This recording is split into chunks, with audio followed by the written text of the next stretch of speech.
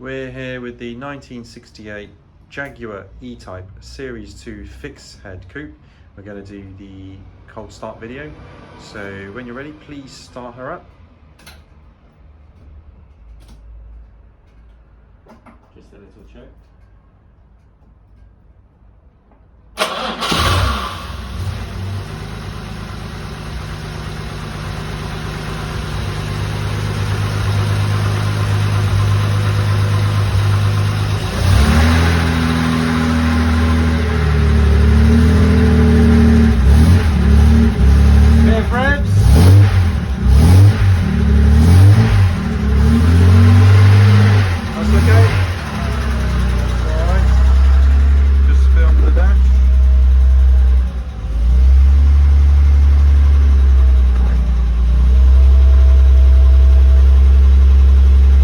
Looking good there.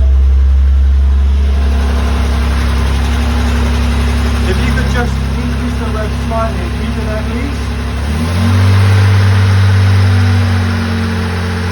That's great, thank you very much.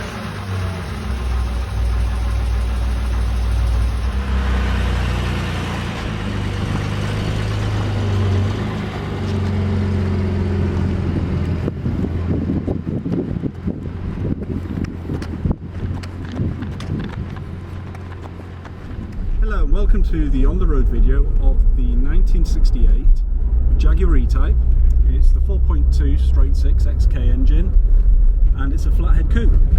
So today we're just going to get our speed up and go through the motions on this car and let you all you viewers know how the car's doing.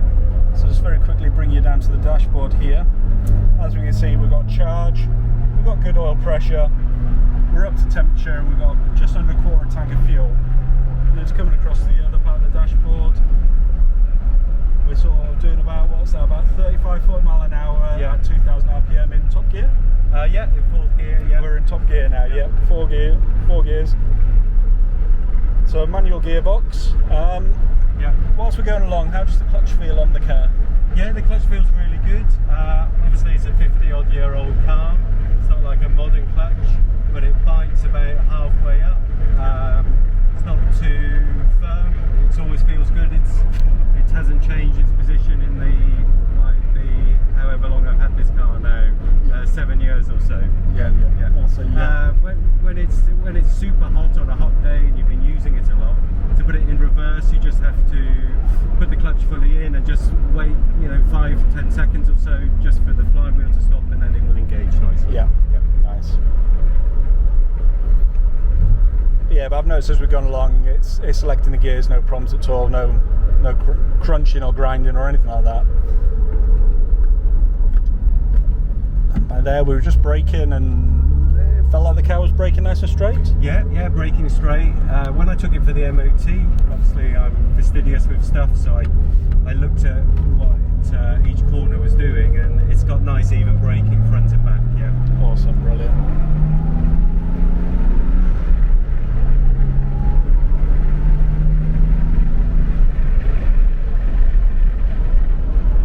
It's got a nice good acceleration there. We just went straight up to about 50 mile an hour. Yeah.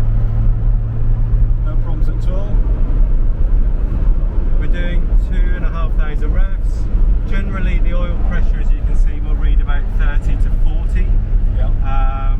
It's a hot day today. We've just been running the car for a while now. In traffic, in tick over on a very hot day, the temperature will stay around where it is, just a slight little bit higher, not anything to worry about. I put the auxiliary fan on always to just keep that temperature under control. Yeah. On tick over, on a very hot day, it will be just under 20 or so. Yeah. But you give it a rev, and then it's sort of as the manual says. So yeah. The revs follow, the pressure follows the revs. The pressure follows the rev. So at 3,000, you'll be getting 30 or so. Yeah.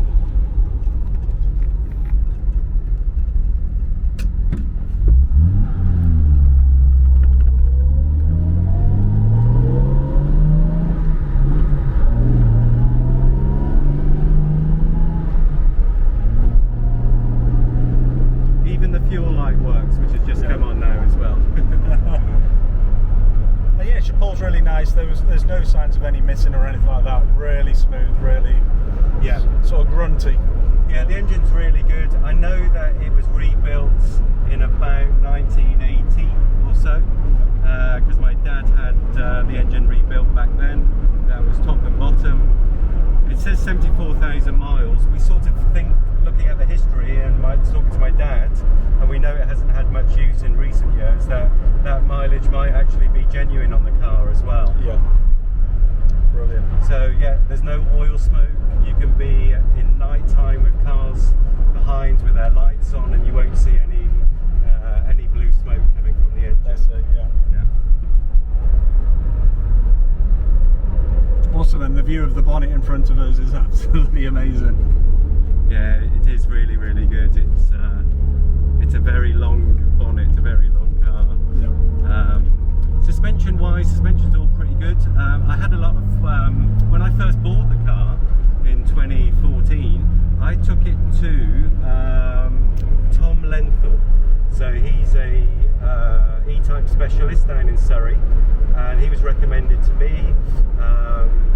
I wasn't doing a lot of my own maintenance at the time, so I needed somebody that I could trust, and I spent about £4,000 with him. I think the invoices might be in the file, and for that money I had some of the electrics done, but most of the money was spent on new torsion bars and setting up.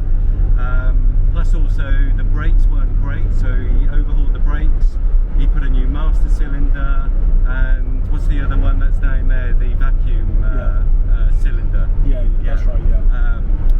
Was new at the time. So I picked it up from him, and it was a different car, so you know, he set up the levels right for the car because it was a little bit lower in the front, and it was money well spent, I felt.